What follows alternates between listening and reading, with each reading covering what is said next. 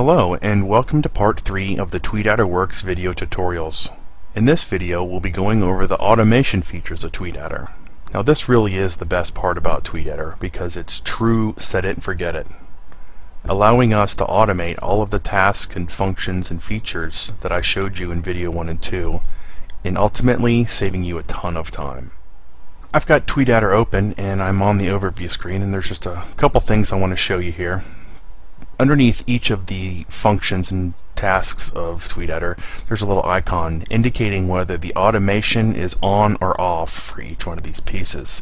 Here's the legend down here. Green is on, red is off. Pretty simple. And the other thing is the turn account off, turn account on. You can actually turn your account off and none of the automation features will work. TweetAdder will log out of the account, and this is handy if you're managing multiple accounts and you need just to turn one account off for whatever reason. This allows you to turn it off without having to remove it, and at a later time when you're ready to start working with it again, you can just click turn account on. Alright, it's logging in, and I'm going to go ahead and open our Max Coffee Shop account.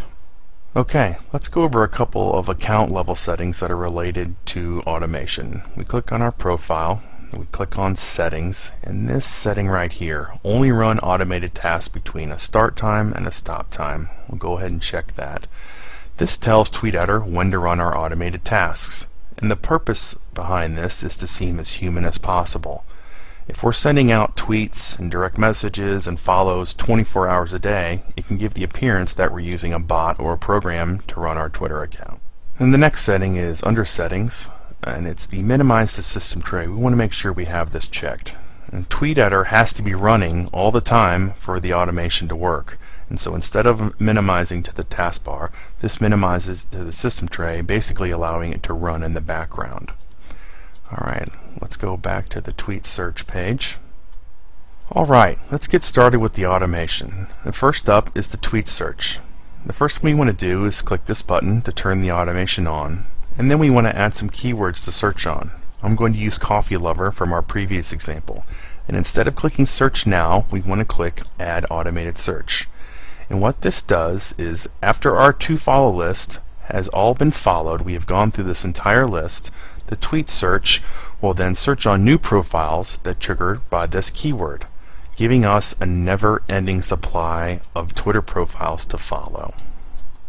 Now that I've shown you how to keep your to-follow list stocked with targeted profiles targeted to whatever it is you're marketing, let's take a look at the follow and unfollow users automation. Now this is pretty straightforward.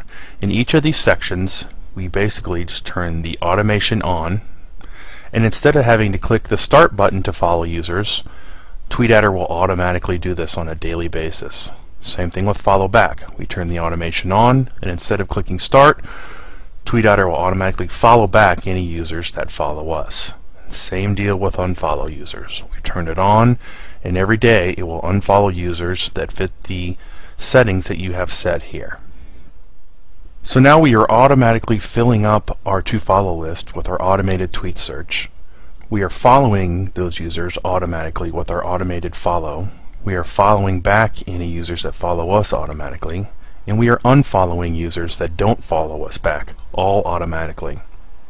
Let's move on to the communications automation. Just like the follow and unfollow user section, the automated communications are very straightforward. You go into the section, you turn the automation on, and TweetAdder will use your settings to automatically send tweets, tweet your RSS feed, automated retweets, and automated replies. And the last function you can automate is the thank you message. And just like the rest, you turn the automation on, and TweetAdder uses your settings to post thank you messages when people follow you. Now, if you have all of the communication automation turned on for your profile, it's going to be an overload. If all your tweets, RSS feed, tweets, retweets, and replies are all automated, somebody's going to notice. And more than likely it's going to be your followers, and that's a good way to lose followers, is to look like a bot. So my recommendation is that you only turn on the RSS feed and the thank you messages. The RSS feed automation will keep your Twitter profile full of relevant, fresh content from whichever RSS feed you are pulling.